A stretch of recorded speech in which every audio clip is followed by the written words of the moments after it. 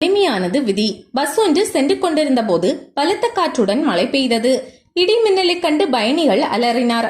ஒரு மரத்தின் அருகில் பஸ்ஸை நிறுத்திய டிரைவர் பயணிகளிடம், நம்மில் ஒருவருக்கு இன்று மரணம் நிச்சயம். அவருக்காக தான் இடிமின்னல் நம்மை நோக்கி வருகிறது.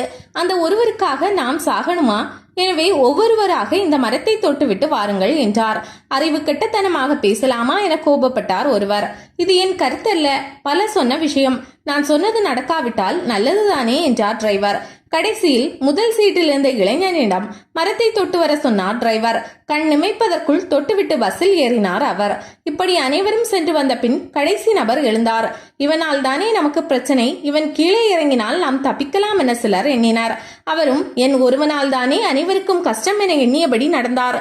கண்ணிமைக்கும் நேரத்திற்குள் பஸ்ஸின் மீது இடி விழுந்தது. இதுதான் வாழ்க்கை. அந்த கடைசி நபரால் தான் அனைவரும் பாதுகாப்பாக இருந்துள்ளனர். இதுபோல நம் வெற்றிக்கு பின்னே நல்லவர்களின் உழைப்பும் ஆதரவும் இருக்கும். அதாவது பெற்றோர், மனைவி, கணவர், குழந்தைகள், உறவினர், நண்பர் என பலரது வடிவில் கடவுள் நம்மை காப்பாற்றுகிறார். யாரையும் தவறாக எண்ணாதீர். எல்லாம் விதிப்படி நடக்கிறது.